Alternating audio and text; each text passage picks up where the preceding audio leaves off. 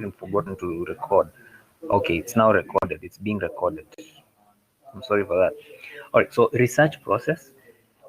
Those are the 8 steps. So we begin with identify research title. Now, the research title is basically what you are researching, the subject. It is the subject of research. It is what is getting you out there to research. What are you researching about? For instance, you can have a research on online consumer, online online buying and selling, e-commerce. You can have a research on national census. You can have a research on website systems, yeah, hotel management systems, or flight booking systems, the efficiency of flight booking systems. So basically, that is a research title. Okay. Now, a research title ensures that it sets pace for what you're going to research. In other words, your research is not what? It's not obscure. It is not obscure. You know what you are researching about. It is a clear thing. It is a clear thing. And there are some things that we need to know when picking a research title. When you are picking a research title, there are some factors to consider when picking a research title. Now, let's look at those factors. All right. Factors to consider. So I'm going to come here. So let me have this. So research title. So let me have that. So please follow through. So factors to consider. Factors to consider when picking a research title. When picking a research title. Factors to consider when picking a research title.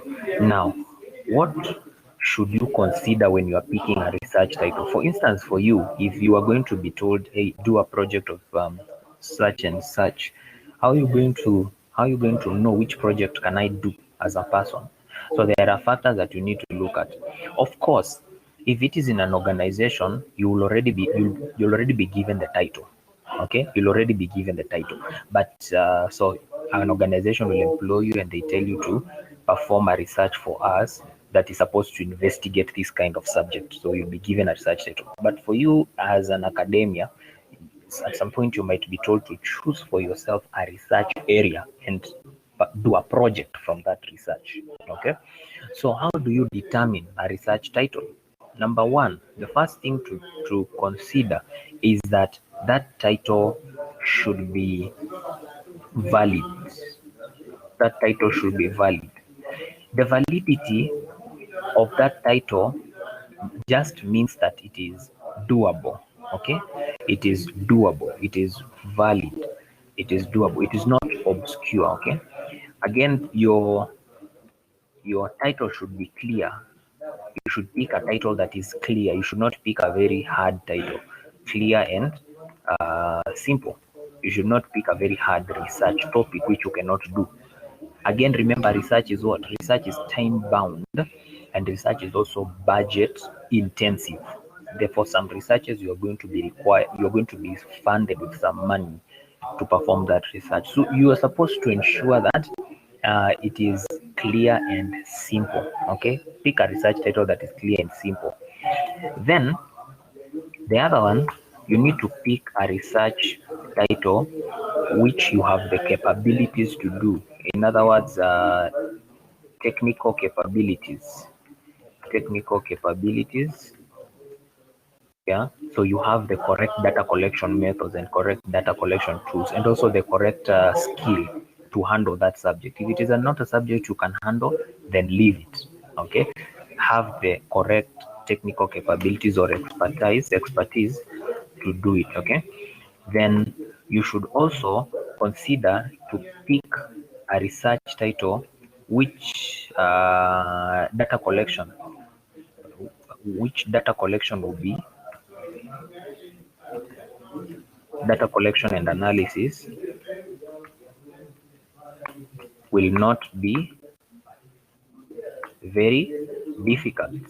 So you should pick a topic where you can collect data easily. The data is available. You can actually access that data. Okay, you can. That is available. There are some topics you may pick where you find that the people, the people or the sources of data which there are, those sources are not available to you locally. So you have to ensure that you pick topics which you can research locally. You can find data from the internet. You can find data from people. You can visit organizations that are local. Yeah, if it is a research that you're supposed to go out there, you're supposed to ensure that you go there to a community that you can find people. If it is flying out, such things like that. In other words, data should be found locally or within your reach. Whether you are going away or just finding it locally, data should be easily accessible. So data collection should not be a very hard thing. Why? Because data forms the backbone of your research. There is no research without data. So data collection should be simple, and data itself should be available to you locally or within other means, like from the internet. It should be there. It should not be a research where you can't collect any data. Otherwise, how do you do that research? You can't do a research without data. Yeah. Then also you need to consider research title. Sorry, which is going to be budget, which is going to be budget friendly.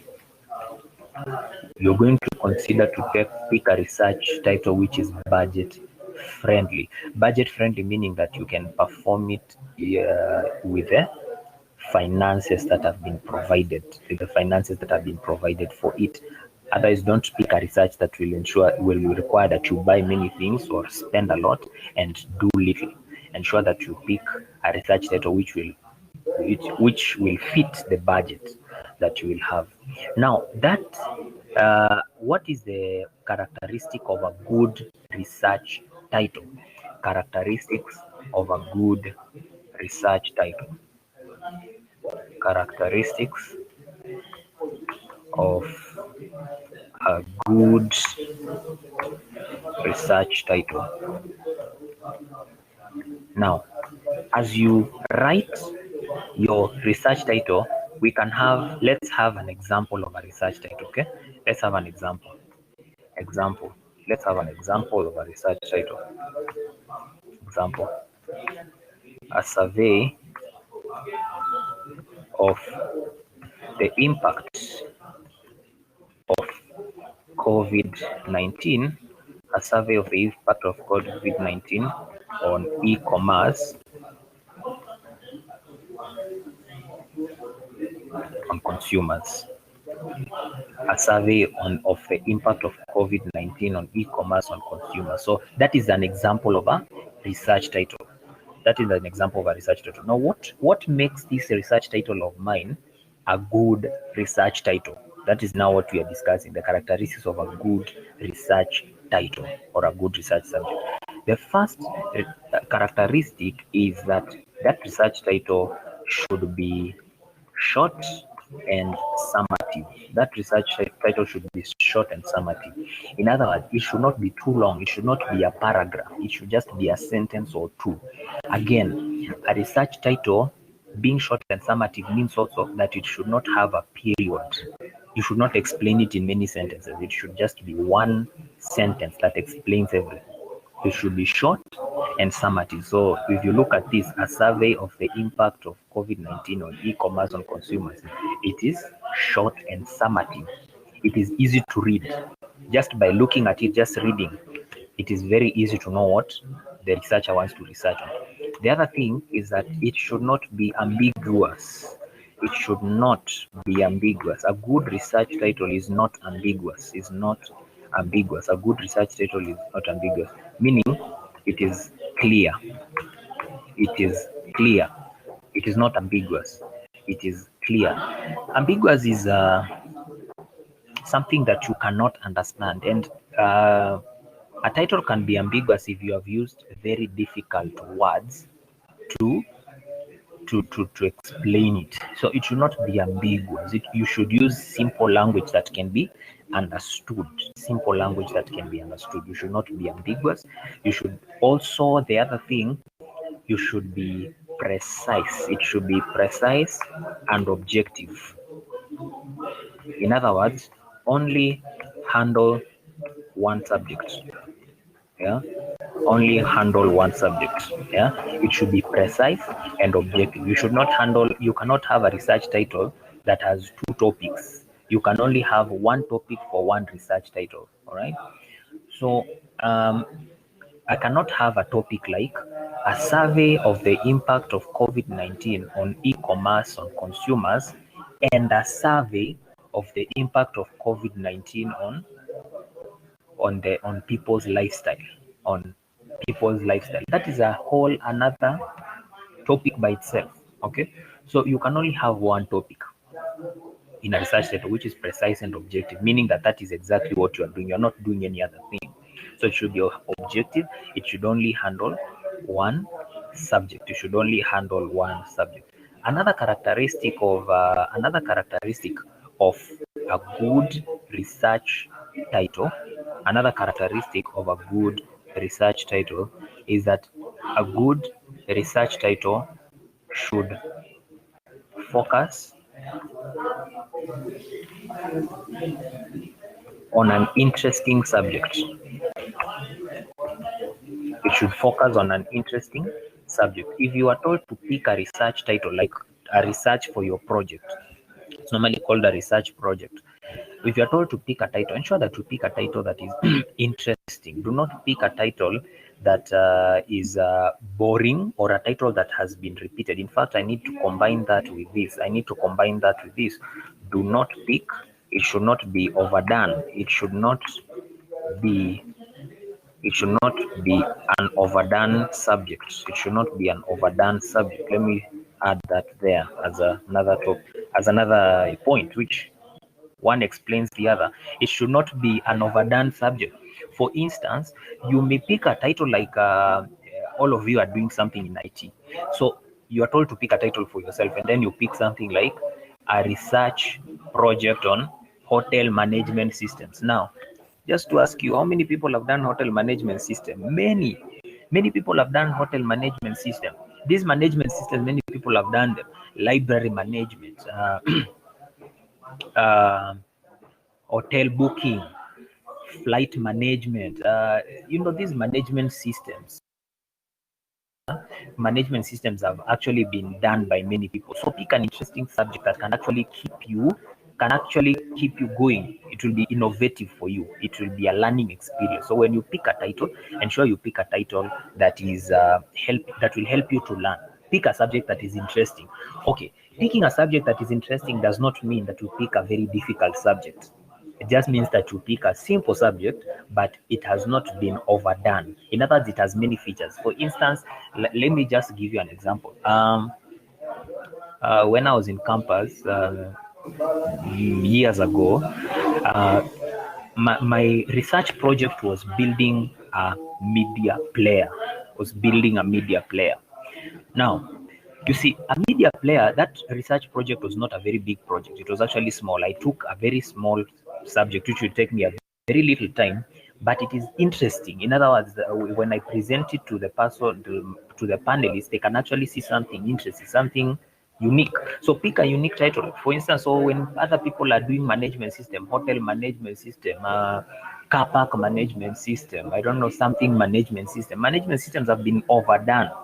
They have been overdone. Pick another subject. You can even create a game, a simple game, yeah, like a game to help students to study, a game that can ask students questions, and then when you score, it gives you a gold, a silver, or a bronze. Just a game, yeah, something interesting, and it doesn't have to be very hard. Yeah, just pick something interesting, not something that has been overdone. You can pick a calculator. You can create a calculator.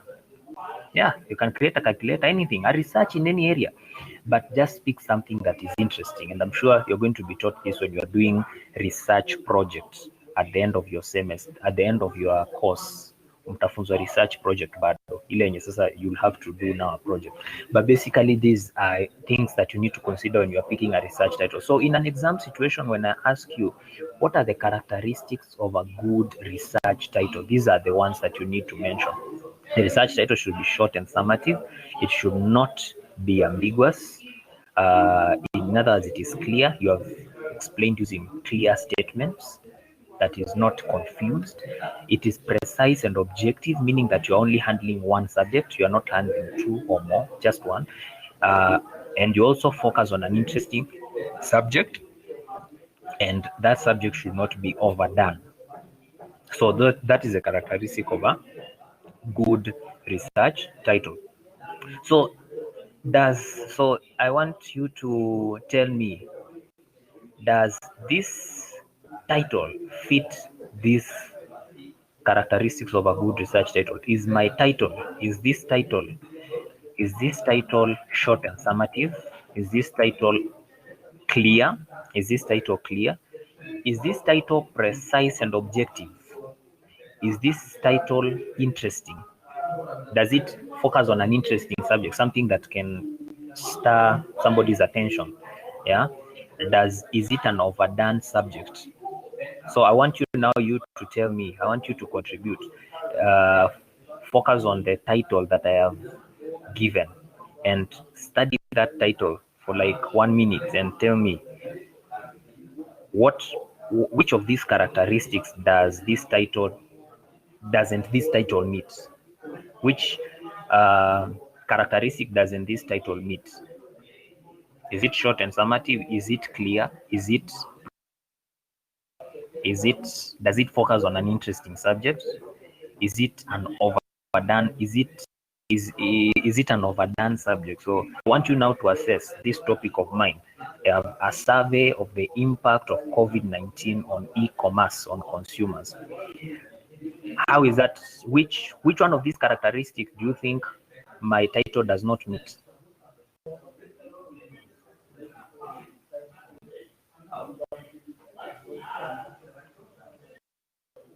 Which one of these characteristics do you think my title does not meet?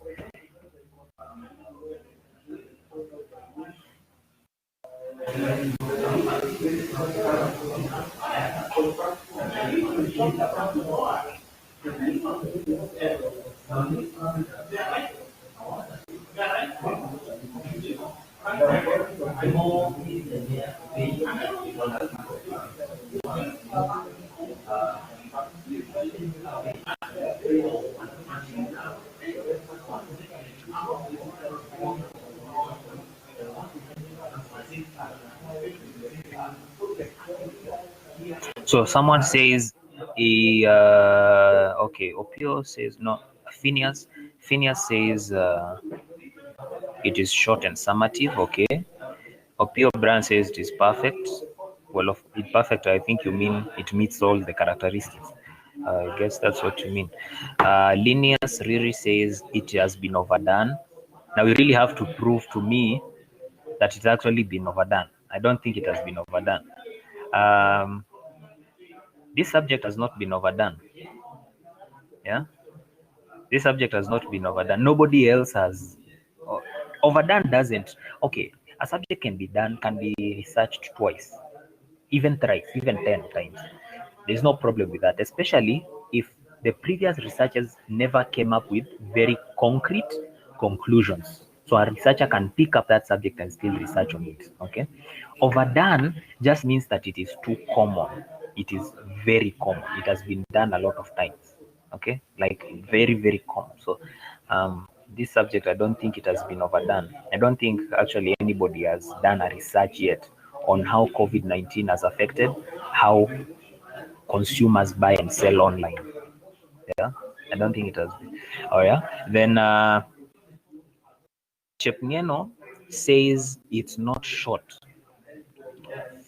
Now, I'll have to correct you in that because a research, how short is short or how long is long for a research title? The thing is, when you are writing a research title, there is no number of words that describe how long is long or how short is short. It is just of a good precise size, the title, if it explains what the research is about without explaining the details. So there is no specific number that will tell, okay, this one is long and this one is short. There is no specific number. Even, by the way, we encourage some students even come up with research titles that are even 3 lines, and we still consider it short. Okay. Sometimes one line and we consider it short. Yeah. So short is not in the number of words. Short is in how brief. I think brief is better for that. How brief is that? How brief is that title? Does it explain whatever the research is about in one sentence? Okay. The only thing is that research title should be in one sentence. So I would say that this title actually is short. It's actually very short. There are many researchers that don't have such kind of. A normal research should even be longer than this. Okay. Yeah. So it is short. That one is short. Then somebody says it is precise. Komora says it is precise. Yes, it is precise because it is focusing on what? It is focusing on e-commerce, the impact of COVID-19 on e-commerce. Uh, it is fine. Purity says it is fine. Okay. Musili Vincent says it is summative.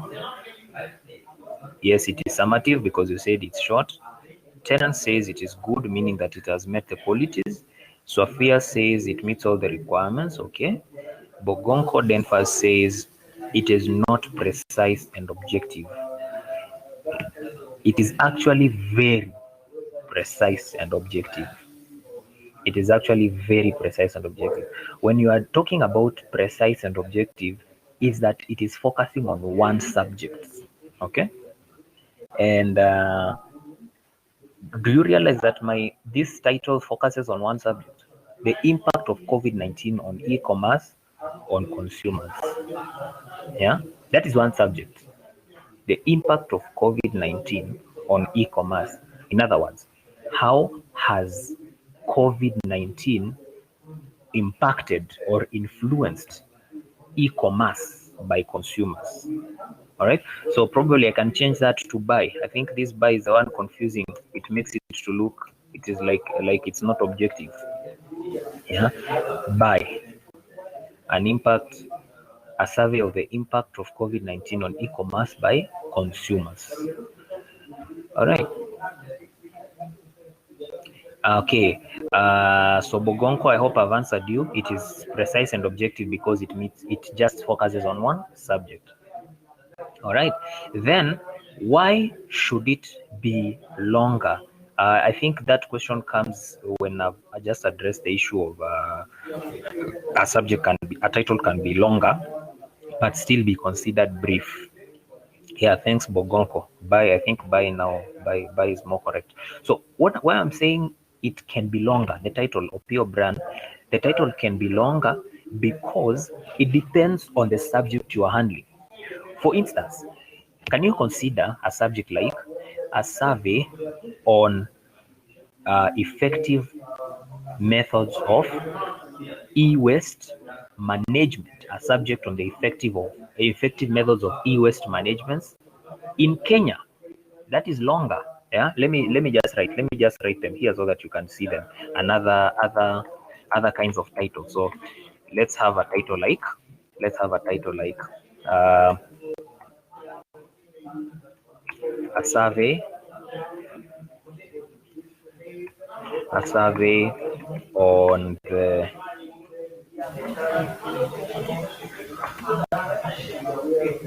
methods of electronic waste management, a survey on effective methods of electronic waste management in Kenya. You realize that this title is longer than the first. Yeah. Let's even have a type. It's longer, but it's brief. Okay. It is still okay. Another one. Let's have another title like a research project. A research project. A research. Let me just call it a research. A research on the influence of HIV and AIDS, and research on the influence of HIV and AIDS to poverty in, let's just choose an area, let's say Western Kenya region. in the year 2009 to 2013. All right. Now, when I have these titles, all these titles, one is longer than the other. So when like I say, research on the influence of HIV and AIDS to poverty in Western Kenya region in the year 2009 to 2019, that is actually very precise and objective. It focuses on the influence of HIV and AIDS to poverty. How has HIV and AIDS um, impacted or contributed to poverty in Western Kenya from the year 2009 to 2013.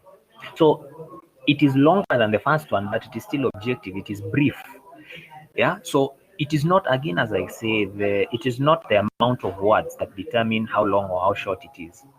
It is the briefness. If it is precise, if it communicates what the research is about without being ambiguous, then it is short. It can be considered short and brief. Somebody else asks, who would be the target audience of such survey? For this survey, it can be an academic research. That is the first thing. So it is not a must that it can be an organization research. It can be an academic research where you, the academician, you are the one researching. So the target audience is you. You are the one researching, right? You are the one researching. You are the one wanting to benefit from the research. So it can be an academic research, but you can also be hired by. I'm trying to explain this one, a survey of the impact of COVID-19. You can also be hired by Jumia or Kilimall to research for them whether COVID-19 has increased the consumer use of Jumia or it has decreased. Yeah, and you can do that research. So who would be the target audience? The person benefiting. The person benefiting is Jumia, the organization that has hired you to do that research. Okay, but then when you talk about probably target audience, uh, we may also be talking about people that you are gathering data from, and this might be normal people, normal consumers, people that buy and sell, people that buy. Okay, yeah. So the target audience is dependent on who is doing the research or who has hired you to do the research, and also the people you are collecting data from. So if it is the survey of the impact of COVID-19 on e-commerce by consumers, the person benefiting is the organization that has hired you or given you that assignment to do that research. And then the target audience, the people that you are targeting, are the people you are gathering data from, normal consumers, people that buy. Okay. All right. Somebody asks, so I've answered you, Waweru. Briggs asks, when you say the title should focus on an interesting subject, what determines the subject is interesting? What determines the subject is interesting is whether that subject has been overdone. If that subject has been overdone, it is not interesting. If that subject has been done, yes, but even in previous researches, there were not sufficient conclusions. It is an interesting subject. Okay, so there are researchers that have done researches. Waweru, it's Nduganjero. There are researches that have been done by previous researchers, but the conclusions and the recommendations they came up with after that research was considered inadequate, or that area has not been really explored. For instance, there are areas like right now in Kenya, there are some particular areas that have not been researched, that have not really yielded fruit. For instance, let's talk about government management of finances. Government management of finances. Like, you are trying to focus on a survey on how the government can manage its finances better for the betterment of the nation's economy. Yeah. So that area might have been done because there are people who have done researches on financial implications of the government, financial activities of the government. But the reason you are doing it is because even the previous researches, they have not yet yielded fruit. We have not yet seen change in the use of finances or in the allocation of finances in Kenya. So when you do that research, it might have been done before, but the reason you are doing it is because that research is still open. Okay? That area is still open. Your subject will not be interesting if there are people who did that research and there are people who actually came up with conclusions that have widely been accepted. Okay, so for instance, you can come up with a research for creating an e-commerce website, okay, where people can buy and sell. So you'll create an e-commerce website, give it a name, then you will incorporate other sellers, electronic sellers, grocery, just the same way Jumia and Kilimall and Alibaba, the same way they work. But then now the question will be, how is your research interesting? How is your project interesting? Because you already have Jumia, it serves people. You already have Kilimall, it serves people. We already have Amazon, Alibaba, they serve people. So it will be very difficult for that research to be interesting. The only way to make your subject interesting is such kind of a subject, right, which has already been done and people have already, it looks like a closed subject. The only way to make it interesting is to add a feature that does not exist in the previous researches. So if Jumia has a place for paying with M-Pesa, you can build another website, and instead of M-Pesa payment, you can also have another place for PayPal. You can add another for Western Union. You can have credit card. Yeah, see, there are people who use credit card in Kenya. Yeah, there are very many users of such things. So you add those things. Yeah, you add those things. You can even add what? Equity. Yeah, you can choose your bank. You can choose your bank and pay directly from your bank account instead of transferring to M-Pesa and then M-Pesa to the seller. Yeah. So what makes your research interesting is, number one, if that research is still an open case, meaning that previous researchers have done that research, but there has never been a very concrete conclusion on that research or on that matter. So you are doing this research because it is still open. The subject is still open. There has never been a conclusion, or the conclusions that were made have never been implemented, or the conclusions that were made were implemented and they never worked. All right. So when you come up with a research in that kind of research, we say that that research is still open. All right, so that your research is interesting.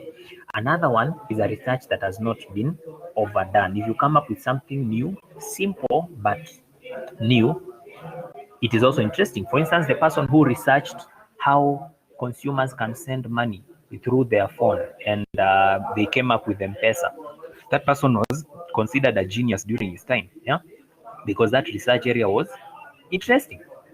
How can you send money through phone? It was never there. Yeah. So if a research is very new, you are the first person to do such kind of a thing, then that is interesting. Also, I've said, if you are dealing with a subject that has been overdone and you want to make it interesting, then add a few features. Okay. Add a few features that don't exist in the previous research, which makes it interesting. And I've given you an example. We already have Jumia, Kilimall, Amazon, and Alibaba, and eBay. Yeah, or Jumia and Kilimall for local online buying and selling.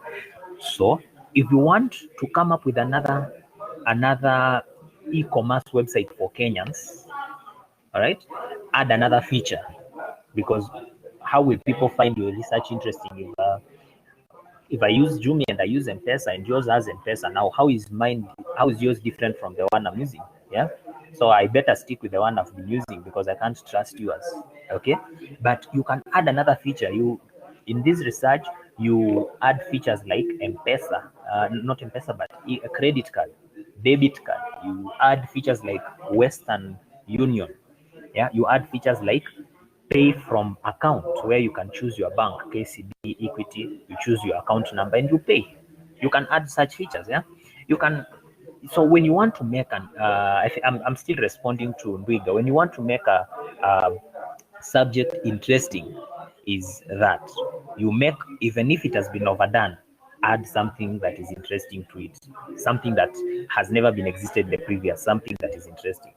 Okay, or let it be a new subject, like a thing that has not been there and you want to implement, yeah, a research. Yeah, for instance, like in school, just before we went for the COVID-19 break, they were working on what? Biometric systems for marking class attendance, biometric system. So you see, it's not an overdone area in this school. It has never actually been explored. So it will be an interesting area. Yeah. Yeah. And such things. And also I've said if a research is open, the previous researchers never came up with concrete conclusions, or those conclusions never worked. So that area is considered open. Or if it's a wide area, you just pick one particular area and you research on it. Okay? Yeah. Then Opio asks, must you begin a title with the word survey or research? At least you should begin with a word that suggests that it is a research. So it can be a survey, a study, a research. Those are some of the words Opio that you can start with. A survey, a study, a survey, a study, a research, anything that suggests, anything that tells somebody just from the reading that this is actually a research. Begin with it. So it does not have to be a research or a research on or a survey on. You can also say a study on, but you cannot say Opio brand. You cannot say the impact, like utoi equal to the impact of COVID-19 on e-commerce by consumers. Okay, you see, the first thing I will ask myself when I see that kind of a topic, I will ask myself, okay, is it notes? Is it notes you want to write? Is it a book you want to write? Or is it a research you want to conduct? What is it? So start off with a word that suggests that it is a research. So you can say a research on, a research project on, a research proposal on, if it is a research proposal, and I will teach you the difference between a proposal and a project. A study on, okay, yeah. So use those kinds of words of your Brian, okay, yeah. Monkey Ian. So you mean that if I describe the title in one paragraph but it's precise, the title is still short? A paragraph is not encouraged, as I've said. A paragraph is not encouraged. Please use 2 or 3 lines. A paragraph is not, because a paragraph a paragraph will mean that you use comma, that you use period, yeah, you use a full stop, and yet you should not use those things, and you should not use a comma. It should be one statement that flows in prose form, just one statement that flows in prose form. So it can be one sentence or 2 sentences, 3 sentences. And just grammatically, when you read a sentence, which sentence is easier to read? Okay, what is the maximum number of lines that you can read without breathing? Let's say 3. Yeah, you can read 3 lines without breathing. If you are not in a reading competition, you're just reading normally, you can read 3 lines without breathing. So when you read as a research on the impact of COVID-19 on e-commerce by consumers, it is a research that you can read without breathing. Yeah, yeah, it's as simple as that. So a paragraph, you'll have to put commas, you'll have to put full stops and such things. So it is important that you use 2 to 3 lines. In other words, a sentence, one sentence that can the reader can read without pausing. Okay, how do I know my title is ambiguous or more bad? You know that your title is ambiguous if it uses difficult language.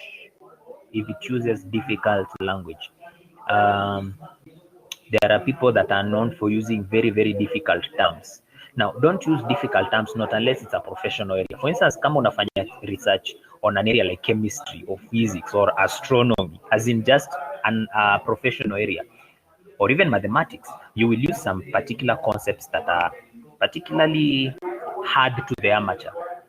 All right, so you can say, and you can use words, very, very difficult words like the influx of the matrices of calculus, or I don't know, any algebra, such things. Yeah. So if you are having a title that is professional in nature, it focuses on a very, very particular professional area, then you will have some difficult terms that may not be understood by the amateur of that profession. But if you are doing a normal research like ours here, It's a research on the impact of COVID-19 on e-commerce. It's a very, very simple. Somebody knows COVID-19. People know e-commerce. It is electronic commerce. People know consumers. Yeah. So that is easy language. So Komora Bada, to know that your title is ambiguous is when you have used a lot of big words. Use simple words. In fact, you ensure that you simplify your language. Okay, when you are writing your research title. All right, let's then proceed. Mwangi Miriam, please mute your mic. Mwangi Miriam.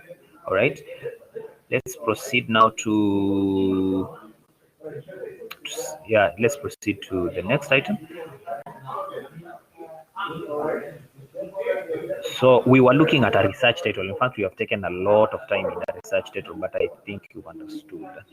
Then, number 2, you need to conduct a feasibility study. So there is, that's where we are, conducting a feasibility study. All right, so there we are, conducting feasibility study.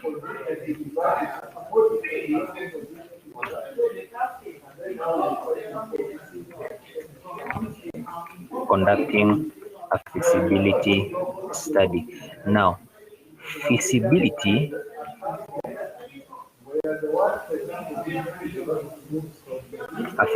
study is a study on how doable a research is,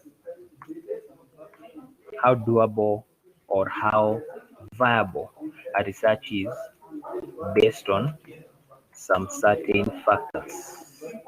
How doable a research is based on some certain factors. Now, feasibility ni kama unataka kujenga nyumba, so utaangalia vitu mingi zenye zitakuwezesha kujengea nyumba, like you look at the cost, you look at the site where you are building. Is it possible to build there, ama it is just volcanic area, you can't build there? If it is doable by the budget that you have, if it is doable by the law, there are places you will go buy land and you want to build a certain kind of house, na watakwambia hapo huwezi jenga nyumba ya mabati, kwani karibu na town, so unajenga mawe ama uuze land. Yeah, so you have to look at the feasibility. How doable is it, this project that you want to conduct? How doable is it based on different factors? So now, feasibility then is the study of how doable a research is, or how doable or viable a research is based on certain factors. So what are some of the factors that we consider when we're doing a feasibility study? Number 1 is what we call cost feasibility. Cost feasibility is studying whether it's just doing a preliminary research on that research. Doing a preliminary research and looking, for me to conduct this research, am I able to do this research based on the budget that I've been given? If I've been given 20,000 to do this research, am I able to allocate 20,000 naitoshare to all the different needs from the start of the research to the end? Am I able to actually use this money well? Is this research worth this money? Okay, so cost feasibility is important. And then the other one is time feasibility. Time feasibility is doing a preliminary study to ascertain that you can actually do this research in the time period that you have been given. A research is time bound. Every time you do a research, that research is always time bound, meaning that you can only do it within a particular period of time. For instance, you that will be doing your project next semester, for you that will be in your final semester next semester, you're going to be, the research project is going to be between several months. It will be 4 months or 5 months, 3 to 5 months. Okay, so that is the time period. So you have to ensure that when you pick your research title, you ensure it is a research title which you can pick. Unaweza chukua research title na kushinde upate uko week 18 week 18 but bado uko data collection kwa sababu it's a hard topic. So that's why we said that again, ukipick research title, ensure you pick a research title that is simple. All right, that is simple. Okay, then the other feasibility is that it's called technical feasibility. Technical feasibility. Technical feasibility is a preliminary study on the skill set, that the researcher has, and also the technical tools that the researcher can use. Okay, the skill set and the tools. So if you're going to do a research, you need to do a preliminary study of things that you're going to use. Okay, how am I going to collect data? I'm going to collect data using interviews. Am I able to print papers? Are there papers locally? Yeah, those are technical tools. Ama ni recorder, I will do interviews. Am I able to buy a professional recording device? Ama if I need a video recorder, will I be able to take professional videos? Can I afford? Yeah, again, that takes us back to cost. Yeah, so technical feasibility, are you able to use the tools that are required? Are you able to use them as a researcher?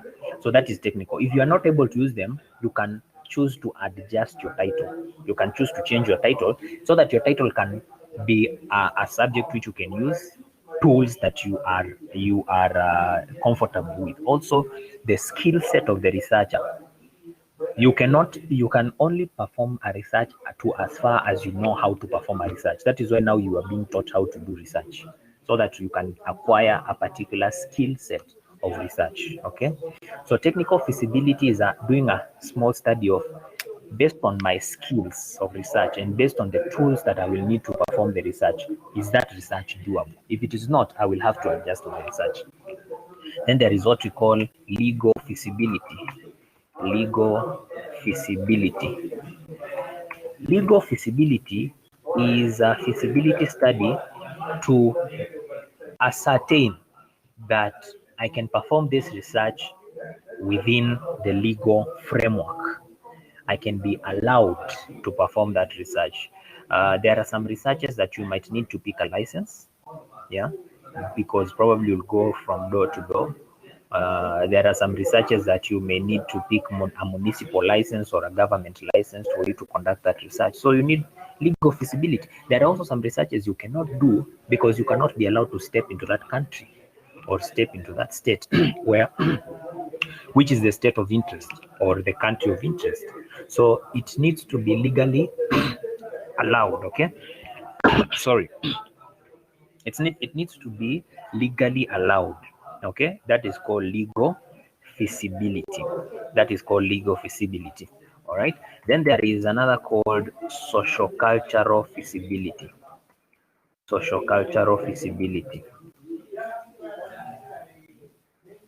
So these are 5 feasibility studies. Socio-cultural feasibility is the feasibility study to determine whether your research can be done within the social and cultural context of the people. If that research can be done within the social and cultural context of the people. For instance, you want to do a research on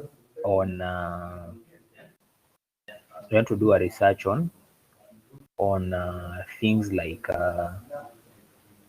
just a subject that has a social cultural effect, a subject of social cultural effect like drugs, a subject like has social cultural effects like drugs.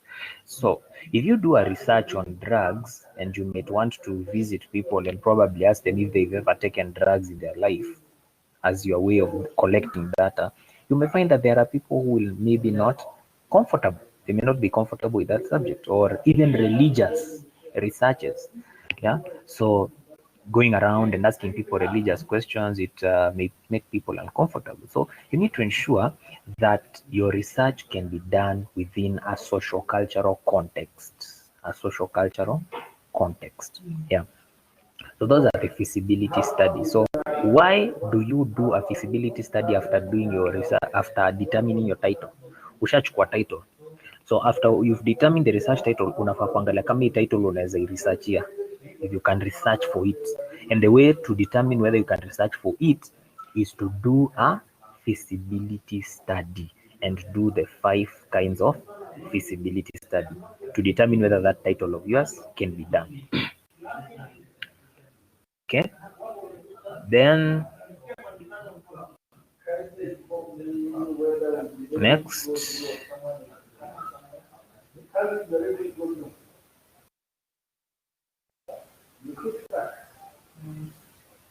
someone wants to ask a question?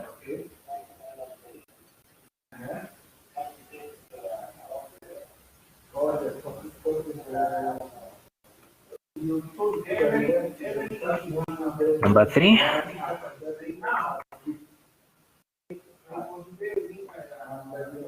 Number 3, conduct reconnaissance.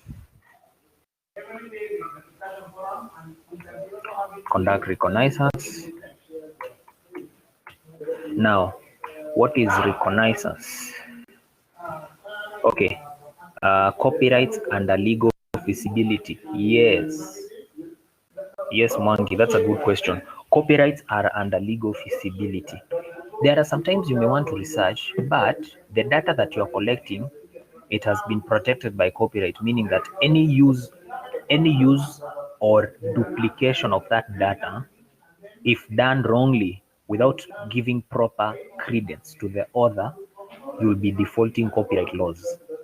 Okay, so it is very, very important to see whether you are defaulting, and that's where now the issue of plagiarism comes in. Now I'm going to deal with plagiarism more when we get to chapter ya data collection, tukiangalia literature survey. So that's where now copyrights come in. Yeah, like you want to research and you are not allowed to research or copy that data. You're not allowed. So there are others which you can be allowed to copy that data and put it. All right, as long as you properly acknowledge the people, the sources of that data. But there are copyright laws which also do not allow you to even copy or duplicate the data. So you can't extract and put it in your research paper. Yeah.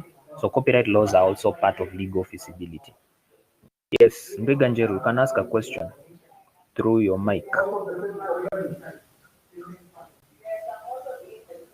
Hello.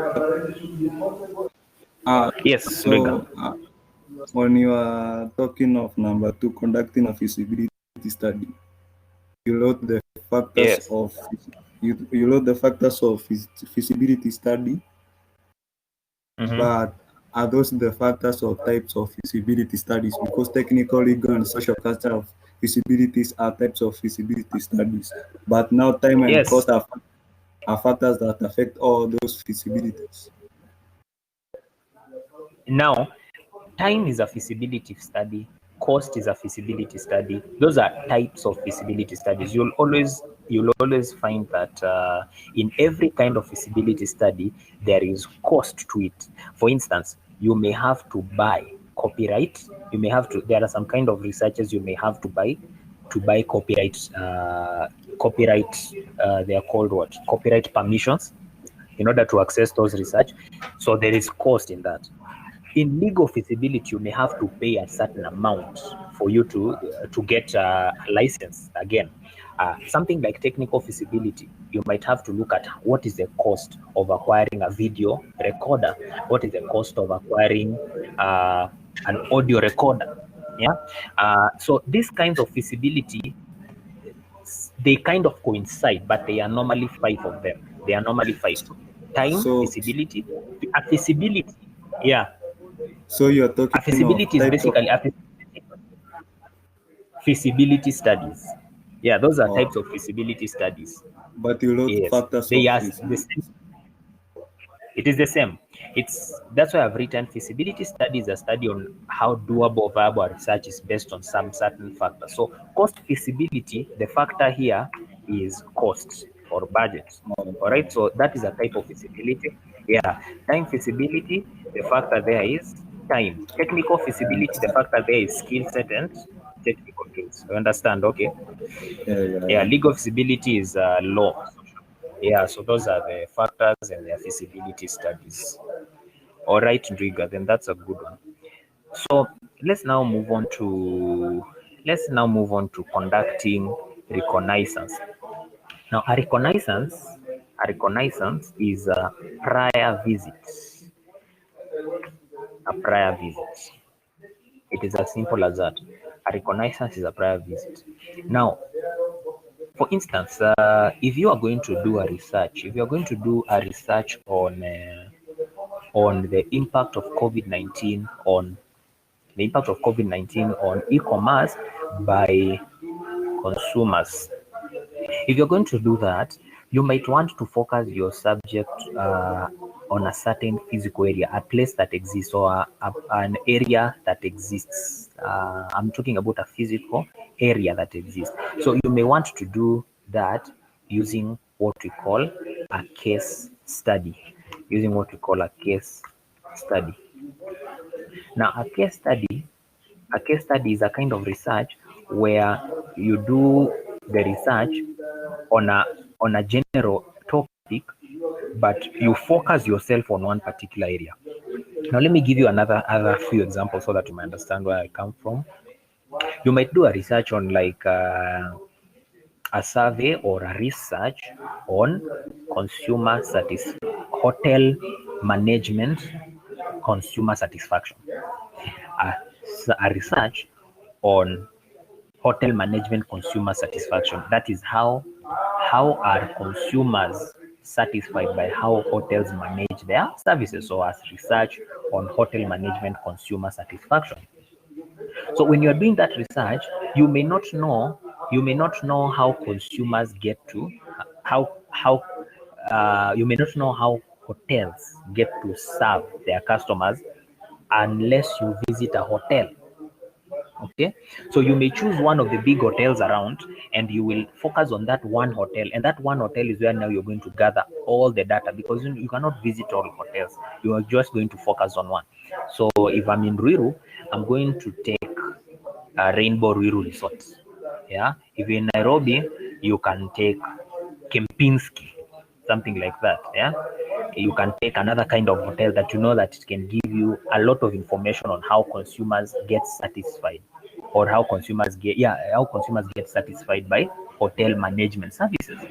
So a case study is a research where you focus on a subject, but for you to gather data, you have a certain place which is going to be your center of focus. Okay, yeah. So like I can do like a survey on the rampant spread of HIV and AIDS in high schools in let's take a county, Nairobi County. A survey on the rampant spread of HIV and AIDS in high schools in Nairobi County. So Nairobi County ni kubwa, niko na shule mingi. So I will take one school and then I will do that research from that one school. Okay, so I may take Alliance High School. So my research would be case study of Alliance High School. All right, case study of Alliance High School. Yeah, or we go back to the one that we were doing here, a study or a research on the impact of COVID-19 on e-commerce by consumers. Case study of Jumia. Okay, so case studies researches enables you to give you a real world feeling of that research subject, a real world feeling, because you're not doing an abstract research. It's a research of something that happens in the real world. But because you cannot research on everything, you cannot go to eBay headquarters, you cannot go to Amazon headquarters, you cannot go to Alibaba headquarters. You use the local ones. You use Jumia, you use or Kilimall. You pick one, and that is where now you're going to do research from. So that center, a case center is an area, a physical area of your research that helps you to focus on your research. So that you can have a real world feeling of how things are in that research kind of area, Yeah. So now I was trying to explain Reconnaissance. So if you have identified a case area, so umesema utatumia Jumia kufanya your research, and your research is about a survey on the impact of COVID-19 on consumers on e-commerce by consumers na umechoose kutumia Jumia ndio utaenda collect data from Jumia workers, yeah, vitu kama hizo. Now Jumia is your case center, so before the day of going to the research center kwenda collect data, kupeana questionnaires huko, kuinterview a few people there, before you go there you need to pay a prior visit. Okay, so now that prior visit is what we call reconnaissance. All right, reconnaissance is what we call the prior visit is what we call reconnaissance, paying a prior visit. Now I want you to think, because now having now given you that information, why do you think a researcher should perform a reconnaissance before the actual day of research? What are some of the reasons that can push a researcher to perform a reconnaissance before the actual day of research or the actual day of data collection? Or what are the benefits of reconnaissance?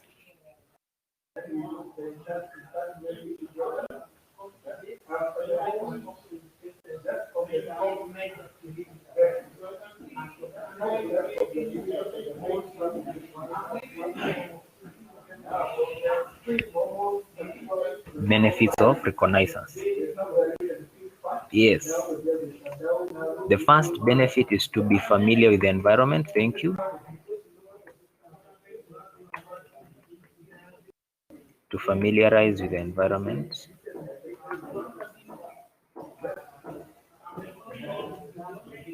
To familiarize with the environment.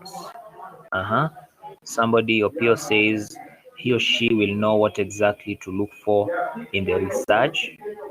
He or she will know what exactly to look for in the research. I think that can be connected to familiarity in the environment, but you can explain further so that I can get you up here. And then Musili says helps to know the requirement of the research. That is true. So it helps you, it helps to inform what you will need to perform the research.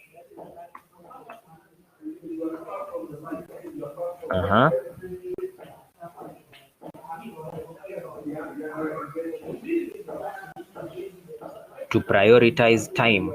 Yes, very true, Kinywa Perpetual. It helps, reconnaissance helps you to reschedule time, reschedule and readjust research time. In other words, you can actually reschedule. Unaweza tengeneza timetable useme okay, hiyo ofisi, hiyo organization iko na ofisi 10, nita visit 6. So day 1 nita visit department 2, day 2 department ingine, day 3 department ingine, hivyo hadi day 5 ama day 6. Yeah, it helps you to reschedule and readjust research time. Yeah, to be aware of the terms used in the research field. Exactly, Opio, that is very true. To familiarize with the terms or the concepts, familiarize with terms, concepts of that research. Yeah, so you normally perform a reconnaissance. Ukienda Jumia utapata, when you do a reconnaissance kuna vitu specific utasikia watu wakimention now and again. So utasikia kitu kama an arrival. Now you will get to know that an arrival just means a product that was bought by a consumer and it has been transported to that site. It has been transported, now ready to be picked. So that is an arrival. Yeah, or you will learn things, vocabulary about that research, like a product, an item. Yeah, things like luggage. Things you will just be able to know concepts that are associated to that kind of research. So thank you, Apio. Yes, that is true. To be aware of the terms used in the research. Another, what could be another benefit of performing a reconnaissance?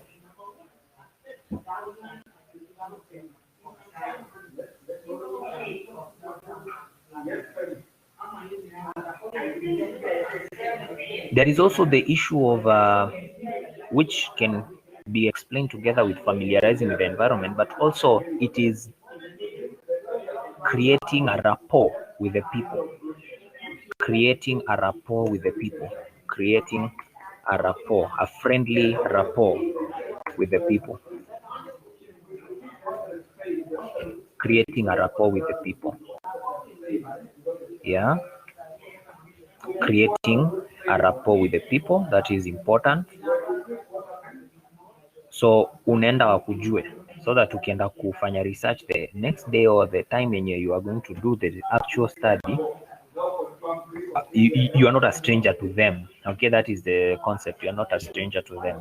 Created a rapport, a friendly kind of rapport with the people. Yeah. Opio, to know the processes of the business model. True. To know the processes. In fact, I will put it immediately under familiarize with terms and concepts. To know the processes. To know the processes of the business model. Yes, how people work there. Okay, like when you go to Jumia, utapata ukienda Jumia utapata there's a way they do things there, and you might, that knowledge of that way, the way they do things there, it will be important in the day of research. Utajua hapa goods zikifika zinafikanga kwa luggage, ifika kwa luggage zinachukuliwa na officer wa arrival, zikichukuliwa na officer wa arrival zinapewa wale customers wa clients, not clients but the workers wa pale mbele, staff wa pale mbele pale kwa counter. And then there is a what, the customer, when the customer comes for it, anaitiwa jina yake, analipia, when he pays it reflects kwa system, then luggage yake inatolewa, and then anapewa, then anasign. Unaona, that's a business model, the way they do their business. So it is true of you to know the processes of the business model being researched. That is true. Yeah.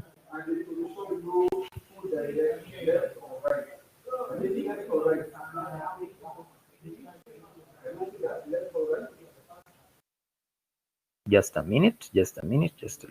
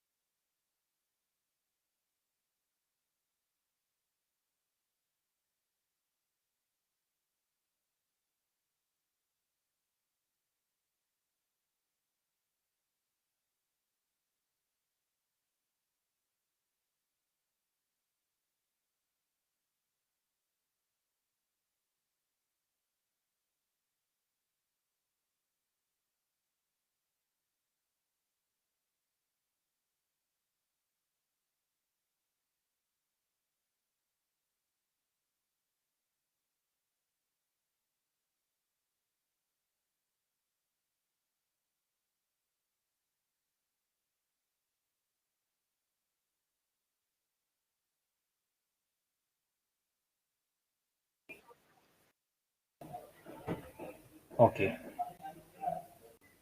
I am back. Let me share back the screen.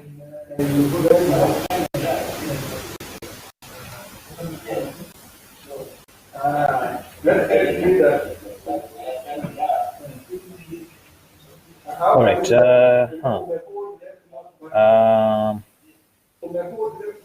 So Waweru says to validating or confirming whether the drafted feasibility study is applicable to the real world and make adjustments required. That is true. In fact, your feasibility, Reconnaissance can in itself be a feasibility test. That is exactly what you mean, Waweru. A feasibility study can itself be a reconnaissance can itself be a feasibility test. You've already done feasibility, whether these can work, cost iko sawa, legal feasibility kama iko sawa, technical feasibility. So utafanyia research and then utafanyia preliminary study, and then when you go for reconnaissance, when the junior you visit, then you will be told normally people at the front end, the staff at the front end that serve consumers, they cannot write questionnaires because they are always busy, and they cannot do what? They cannot do interviews. So I'm actually kind of expounding Waweru Victor's point. They cannot do interviews because they are busy people, and they cannot also, you cannot give them questionnaires because they are busy people when you are collecting data. So if you had planned to collect data from these people using questionnaires and interviews, you will go back and replan for that part and probably have an alternative method of data collection like observation. Na tutaangalia methods of data collection tukifika kwa topic ya data collection. Yeah. So that is basically, that is what Waweru is saying. It helps you to confirm, to validate whether the drafted feasibility is applicable to the real world and make adjustments required. Yeah. So it can help you to go back and replan for some things, readjust some things in your research. That is true. Thank you, Waweru. Kelvin Korir, my screen cannot be seen. Let me share it again.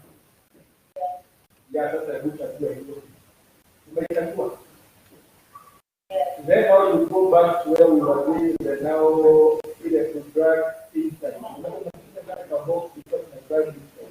Now try that to see whether the form this now. All right, there it is.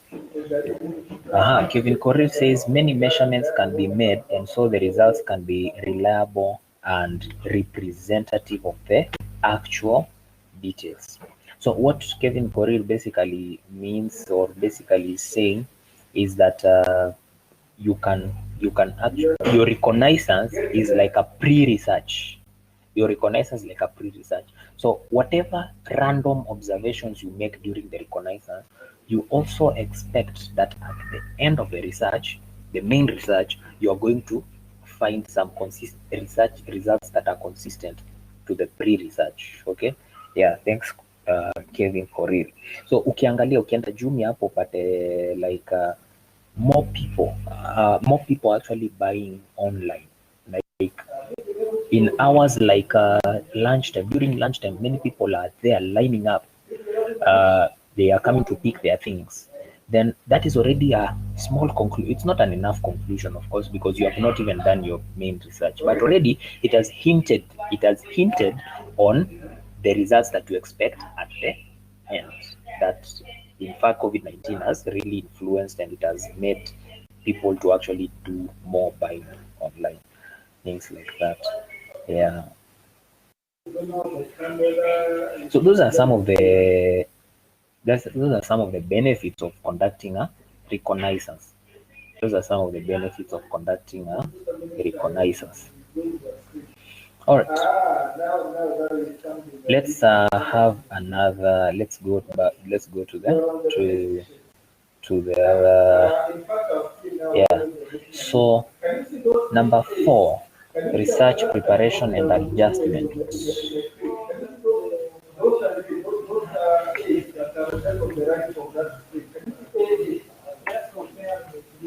Research preparation and adjustment. Hii inaitwa research design.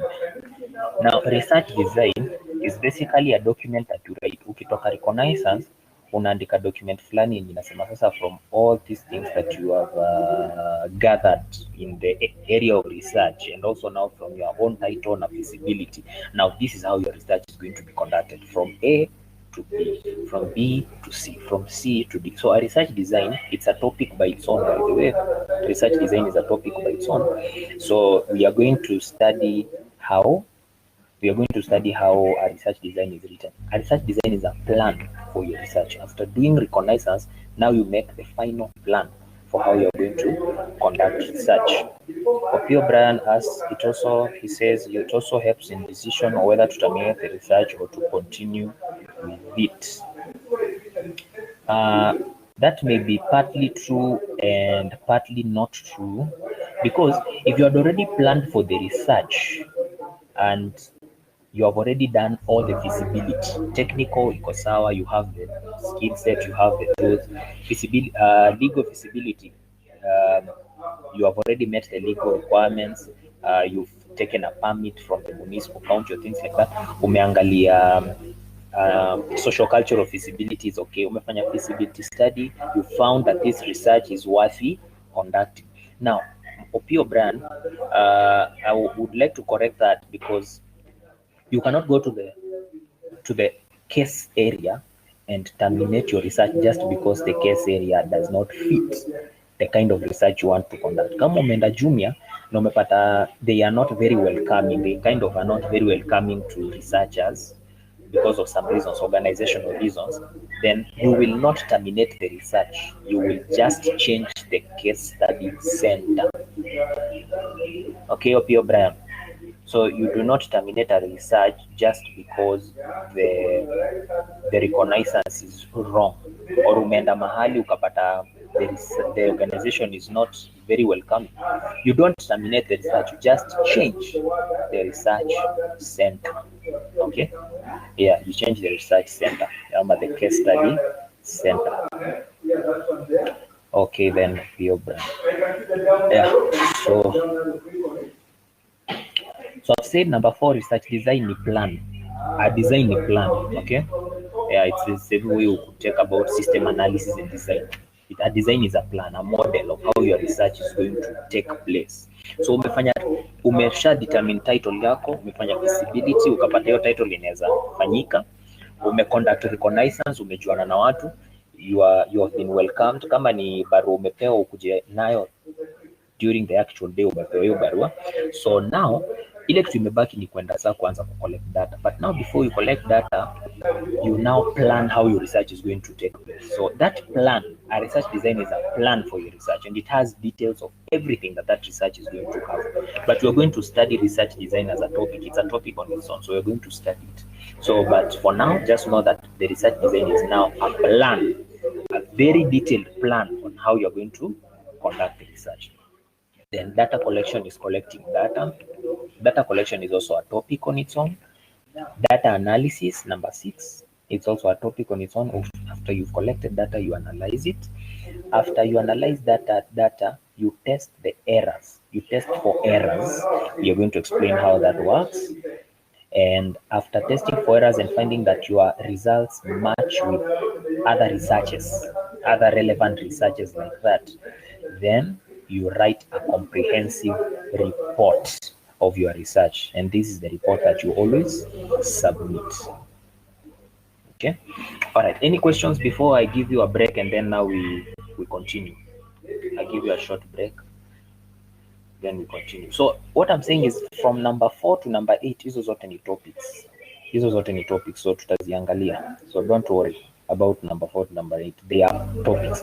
From number 1 to number 3, they are not topics, that's why I had to explain them.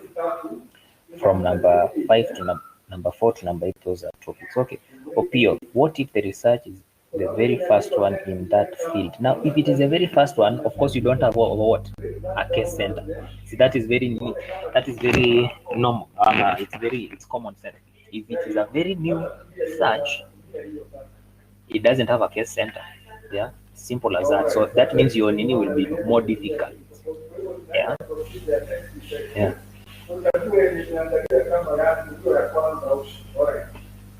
you know, I think we're able to follow up on what we've done with Harry.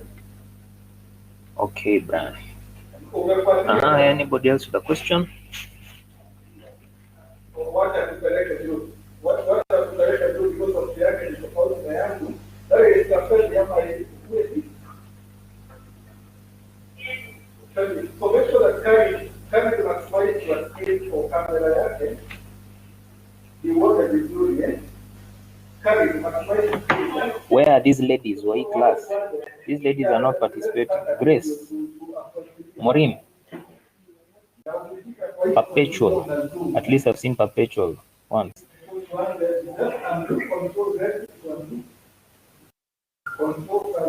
Miriam, Naisimo, Esther, I need to hear you contributing. You can also open your mic. You can unmute your mic so that you can ask your question if you feel like asking it using the mic. It's an open session. Sophia Gishuki, I've not heard you. Sylvia Winfred.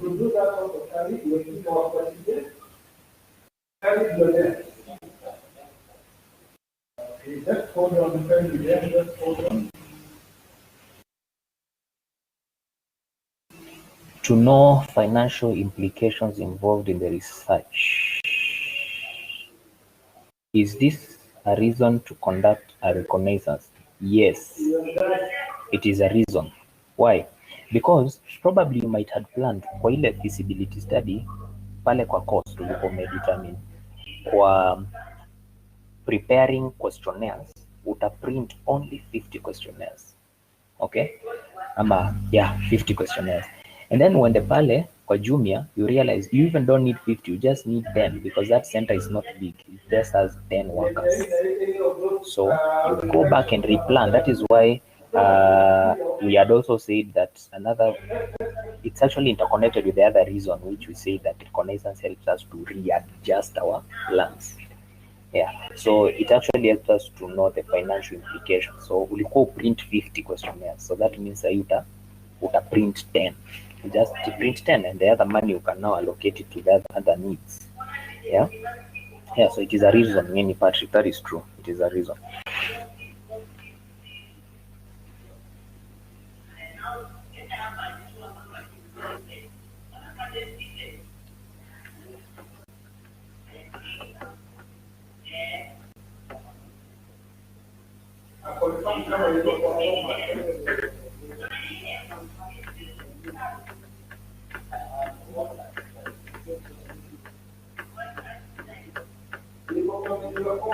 You can also ask with your mic if you feel you want to ask using your mic.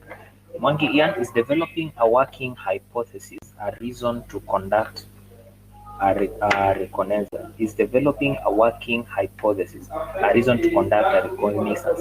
Yes, a very, very big yes. That's actually another reason, and it's good that you're actually asking these questions. When you go and conduct a reconnaissance, you may actually go and conduct a reconnaissance specifically to come up with a theory of how things work, so that in the day of your research, you are just going to go and your research is just going to be about proving that theory. So it is true that you can actually conduct a reconnaissance in order to form a hypothesis, a working hypothesis. A hypothesis is a theory. It is an assumption. This assumption remains an assumption unless proven. So you need to prove it. So you can go for the reconnaissance and perform and just go for the reconnaissance. No, but on a day yenye you expect watu wanaenda kuchukua vitu, like Saturday is a free day, so watu wanaenda kuchukua vitu sana Friday, Saturday ama Friday jioni. So when the reconnaissance Friday jioni ama when the reconnaissance Saturday yenye watu wako free, and then you find on a Saturday there are actually very, very, very many people that have come to pick products. So you can develop a working hypothesis from that. And the hypothesis is what? COVID-19 has escalated the use of e-commerce for consumers to buy products. that is not a conclusion. It is a what? It is a theory. It is a hypothesis. It remains a theory or a hypothesis until you are done with the research and you have come up with conclusions. Okay, so it is true, Monkey, and thanks for that. In fact, that's a very good. You can go for a reconnaissance in order to develop a theory, and then when you develop that theory, you can come on the day of research, begin your research, and your aim will be to test that theory based on the data that you will collect. So that is true. Any other question?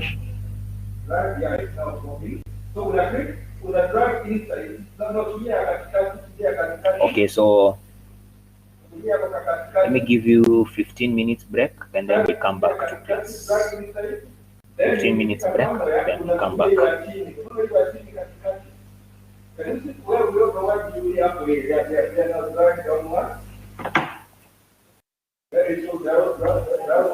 Then now the head of the square, you are right again on the drug inside. It is because when we are backward, the other one, here you see the other side. The first one is so to balance between the two.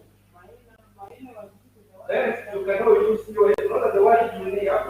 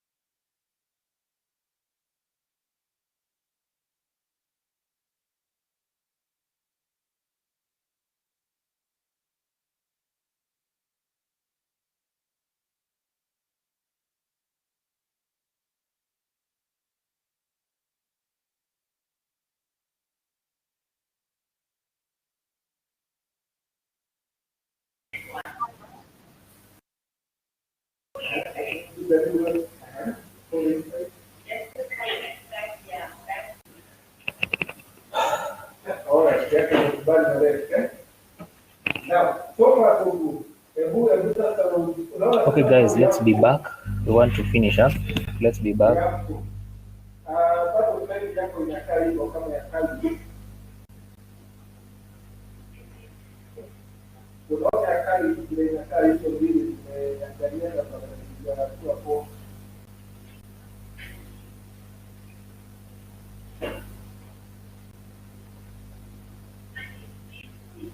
Okay, that is still okay. The camera still are carrying. Now, what is the area you are taking university? Click on it. You can still see your box.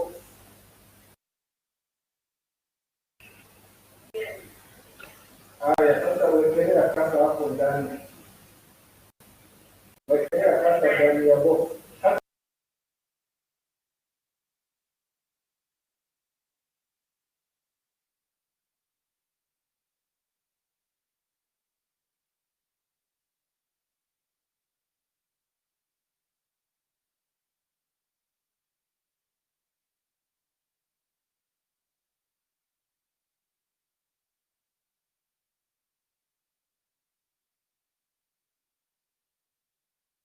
Without clicking, wekelea tu kasa ndani. Without clicking.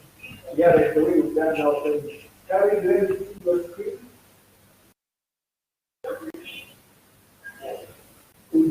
All right, I need us to finish with the last thing.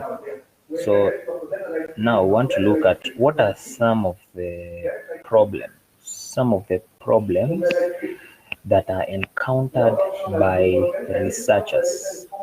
What are some of the problems that are encountered by researchers during their research? Now, this is just a discussion. It's a discussion thing. What are some of the problems encountered by researchers during their research? So we can discuss, and this will be our last item for today.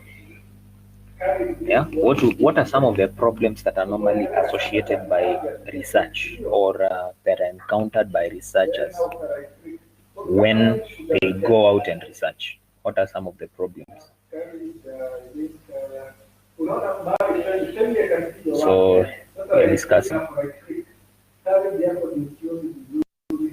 and you can also unmute your mic. You can also speak through your mic if you feel that's what you need to do.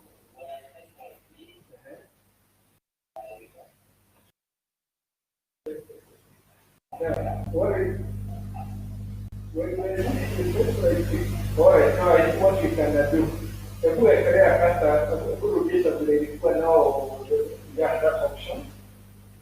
So what are some of the challenges experienced by researchers? Challenges or problems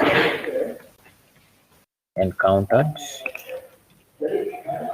by researchers during research?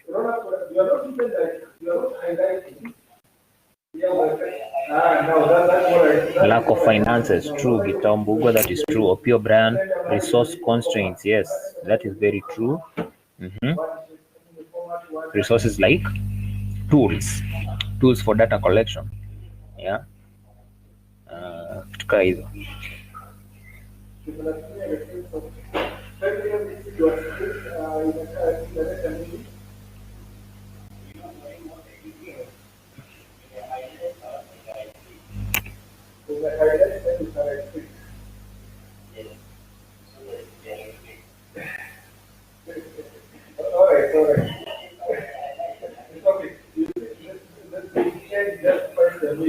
Sylvia and Tatai, copying data. What do you mean by copying data, Sylvia? Copying data. The challenge of copying data.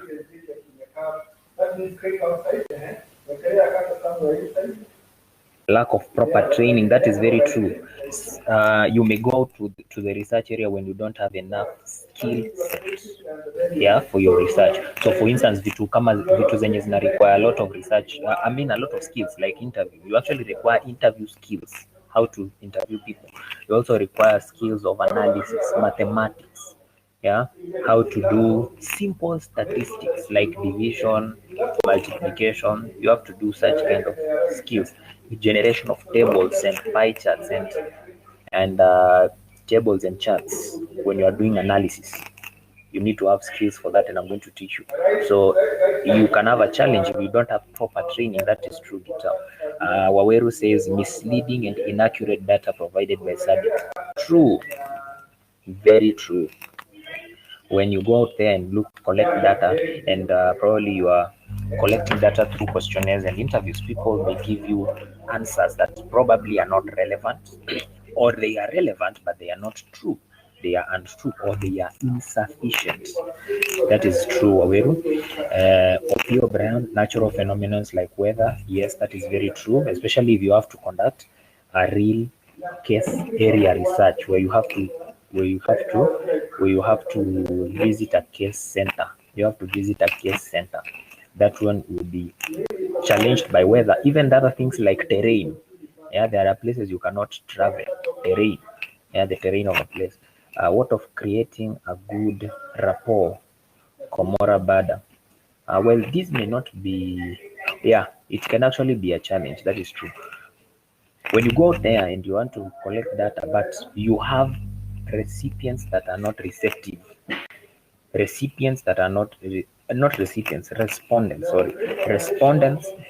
receptive. Respondents are people that you gather data from. They are called respondents.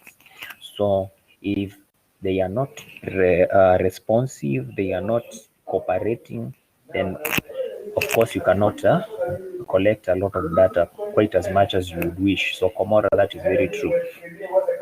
So if you don't create a good rapport, if you don't create a friendly environment with such kind of people, you may never collect data from them. There are even cultures that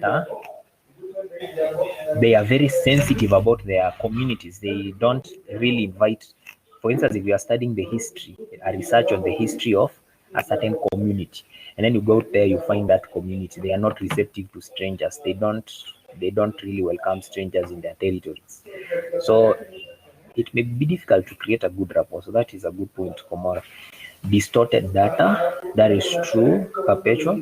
When you go out and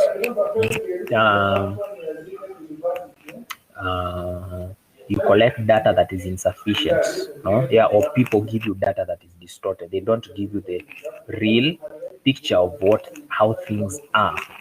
Yeah. Then Mohia Wangoi, lack of availability or access to literature needed. That is very true, especially when it comes to literature survey. So Mohia Wangoi, that is very true. That you may want to do what we call, you want to collect what we call secondary data, and we are going to talk about secondary data later. You want to collect secondary data from books, journals, magazines, but they are not there.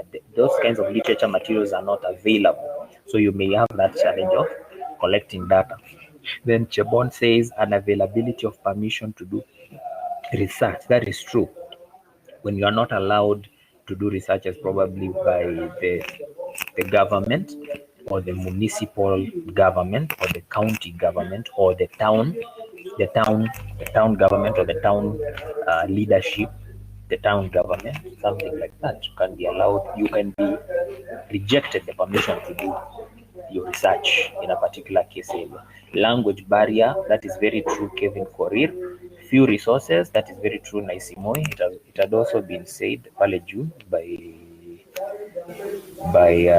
Opio Brand. Few resources. Then Mohia Wangoi, publishing may be expensive. Yes, especially when you are publishing. Okay, let's put that under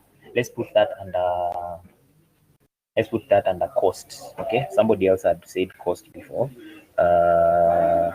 Gitao Mbugwa had said cost before. So yeah, so you might need to publish a report, but if you need to publish a report, you need to have already prepared money for it. Yeah, so that may not be a concern. Publishing a report after the research should not be a big concern. The biggest concern should be when you are doing things like traveling. You are using money, you are lodging. If you are supposed to go and spend, you are lodging, you are spending money, you are eating food, you are taking water, you are changing clothes. Yeah, you're traveling from place to place. You are paying, you can even pay an interpreter to interpret for you if that community cannot answer your questions. Yeah, you can have to pay an interpreter. So those are cost implications. Sylvia says, yeah, copying data, some researchers merely copy other international studies which have been done by others. So basically the challenge here, I think Sylvia, what you're talking about is the challenge of plagiarism. The challenge of plagiarism. And that is a challenge, especially if you're copying content and you, by mistake, you misrepresent what the author said. So that means that you will publish the words of an author that are not correct. They are not 100% correct because probably you missed a word, you missed a letter, or you by mistake deleted a part of that sentence. Yeah. So there is that issue of plagiarism, which may not even be intentional. You copied and you correctly referenced, you acknowledge the other, but by mistake you deleted some content. So you quote them improperly. So that is a challenge. Lack of availability of sponsors, meaning that you do not have money to do that project. For instance, I will actually, yeah, that's very true. You can want to do an academic project, but the school will tell you this project is not viable. There's a student who I was supervising, and I had to tell them this project is good, I can help you, but it's not viable. It is very expensive, and if the school were to give everybody 100,000 shillings to do a research, they would never they would never do that because it's so expensive. It is not realistic. Yeah. So you may want to do a research, but it is what you lack people to fund you. Yeah, you lack people to fund you. So if it is a research, Mohia Wangui, if it is a research that you feel will be very, very beneficial to a certain group of people, you can actually call people to donors. They are also called donors or sponsors, and they can sponsor you to do that research. And when that research, there are some kinds of researches that you can actually make money from those kinds of researches. Like if you do a research on a business model, if you do a research on a business model, because you are expecting some significant returns, financial returns from your research, you might want to call some sponsors, people that will sponsor that research. And then when that research begins to make money, when you have generated your report, you have released that research, and businesses are using it to develop business models. Yeah, it's like writing a book. A book is a work of research. You may research, like researching on a book, researching and writing a book on efficient 21st century business models, efficient 21st century competitive business model. You write that book, and you didn't have money, so you can have sponsors, yeah, to actually pay you. And then when people begin to use those books and companies even adopt your methods, adopt your practices, you're making money. So these sponsors, you can pay them. But if on the onset you don't have sponsors, people that can sponsor you financially, then it might be challenging. You might even be forced to do a research that you didn't want to do, because the first one, you cannot be sponsored, it cannot be financed. Sources may omit important information, especially, that is true, Mwangi Ian, especially when you are dealing with secondary data. Secondary data is data that is already there. You don't have to go to the field to collect. The data that you go to the field to collect, like you use observation, questionnaires, or interviews to collect that data. That kind of data you fetch from the field directly is called primary data.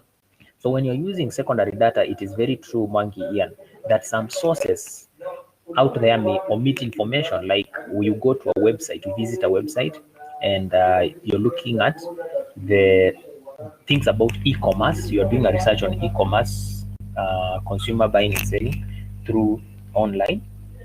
You find that there is information that has been omitted. Yeah, so you have to keep digging and digging. So that is a very, very important point. Grace Musioka, choosing the right topic. Choosing the right topic. Is that a challenge, really? Choosing the right topic. Choosing the right topic. Well, I'll come back to that. too short a deadline to complete the research. Then yeah, this is true, Aweru.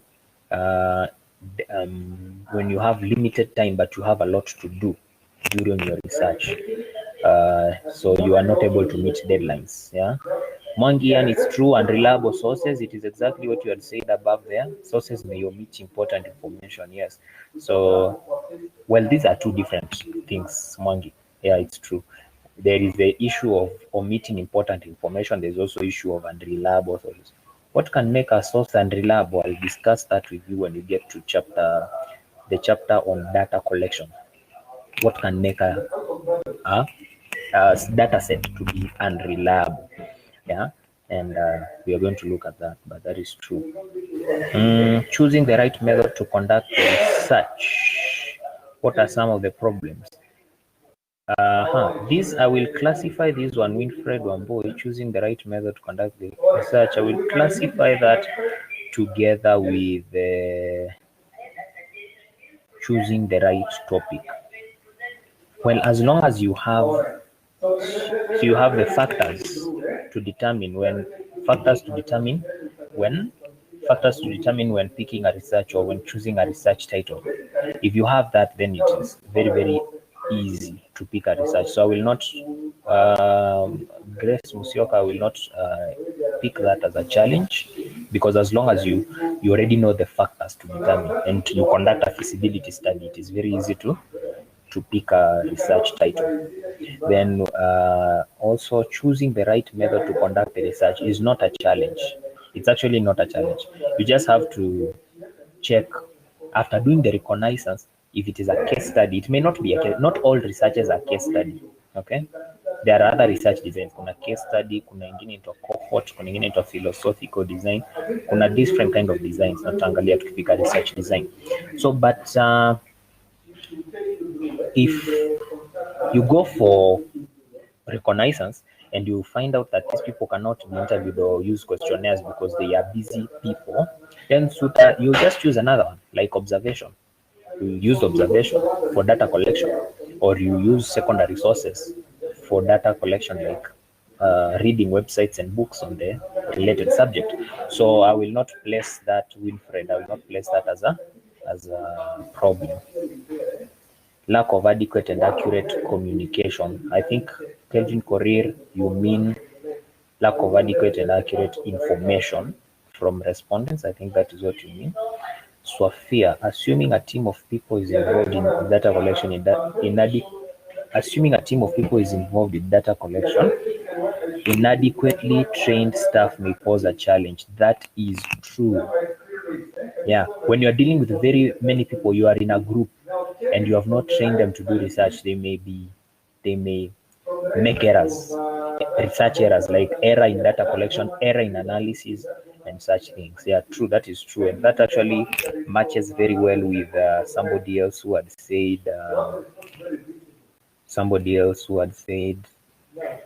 Gitambugwa, lack of proper training. Yeah, it is the same thing.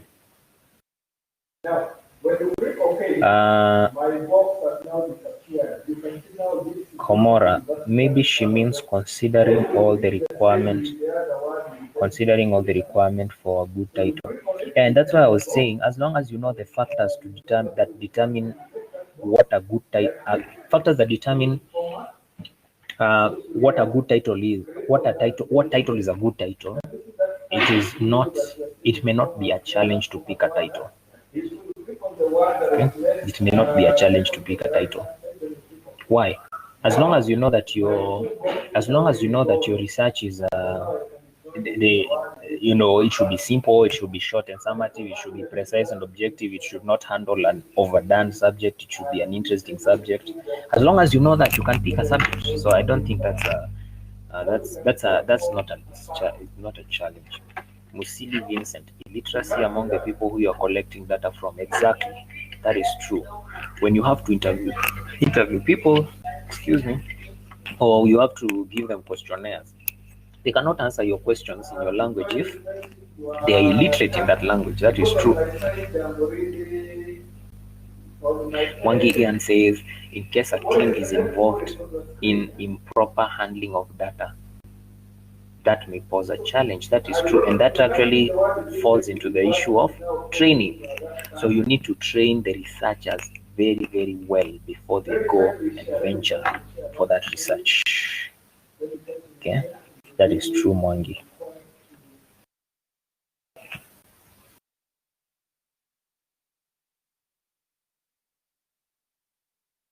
What can you do? So we repeat that proceed that case. The date of notification. When we repeat that proceed. Somebody else? Now that is where we started from. Can you see that? So I put my cursor inside the format shape. Then I go to this option where we have the behind text. I click there. I see okay. Now my box has gone. I repeat the procedure using the beginning of feature. I do the same thing. I put my cursor there, format, behind text. Then I see okay. Now we detect very clearly the two boxes are gone and I can actually join my sheet. Yeah, but that is actually why we were doing that. Now can you see that shape that are formed there? So now the next step, after now the two are formed, the kind of abstract, the next step now, I put the start menu here and you can see. I pick a shape that is a circle. Then I go into Musili Vincent, inaccessible geographical areas where the research is based in places. Yes, and that's where I talked about terrain. Yeah, poor terrain where you can't reach some areas, you can't travel to those areas because of poor terrain. That is true, Musili Vincent. Also, an area can be inaccessible because of what? Security. So, as security is a concern, how do you go and research on in a place like Somali or South Sudan where there is always war? Yeah, it can be very challenging. Yeah, so a place can be geographically inaccessible because of security and also because of terrain, physical things like that. Improper data logging. Logging is basically keeping a record of something. So when we say improper data logging, it just means a way in which you do not record your data well. Yeah. So for instance, you collected your data using questionnaires, and then you lose some of those questionnaires. You've not kept those records well, or uh, some of in your recording machine, some of your records you lost them. Probably it was a video recording. Some of your records you lost them. Yeah, for some reason or the other, they were wiped from memory. So some remained, some were lost. So that is improper data logging, and that is challenging. And that again goes back, Mwangi Ian. That again goes back to the issue of training. You have to be trained from A to Z. Everything concerning your research, how to conduct, how to collect data, how to store that data properly, how to analyze it, how to write a report, everything. Okay, so that goes again back to the issue of training. Denial of legal documents of P.O. Brown, that is true, yes. So yes, in fact somebody else had said that permission, somebody had said you can be denied permission. Chebon Philip had said that you can be denied permission, so that is true. Denial of legal documents by authorities, that is true. Sofia Gishuki, wrong or inappropriate sampling when picking a sample that reflects the population you are hoping to generalize. That is true. Wrong sampling, and sampling, by the way, is a topic on its own. It's a topic on its own. Sampling is a topic on its own. So improper improper sampling is a challenge. If you sample, I will tell you what a sample is. A sample is just a small entity that represents the whole. Okay, so a sample is a small entity. So if you pick your samples wrongly, you may have unreliable data, right? Yeah, and I'm going to teach you about sampling even in the detail. Yeah.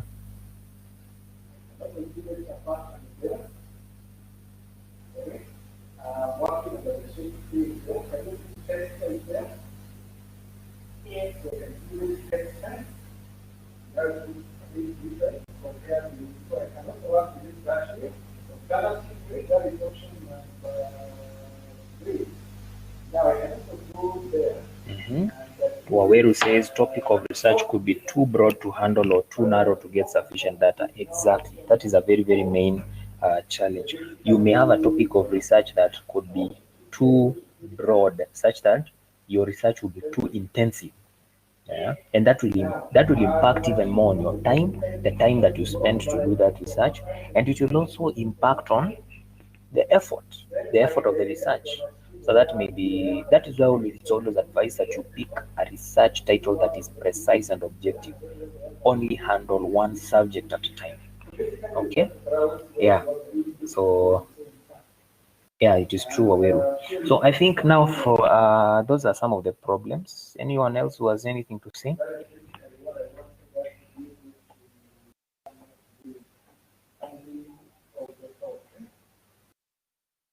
All right. So then, if there is nothing else, I think then we can come to the close of today's class. So that in the next class, we are going to look at chapter 2. We are going to look at chapter 2 of research. So study what we have learned today. Also, the notes that I have used to guide you, I'm going to upload them into the portal so that you can see them there. So that is it for today. Thank you, Terence. I hope you all enjoyed the class and you were able to learn something. So from the next class, we are going to continue from there. Have a nice evening.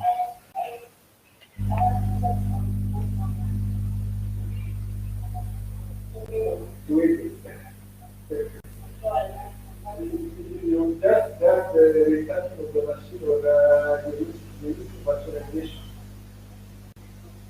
The use of virtualization or you just researching the machine.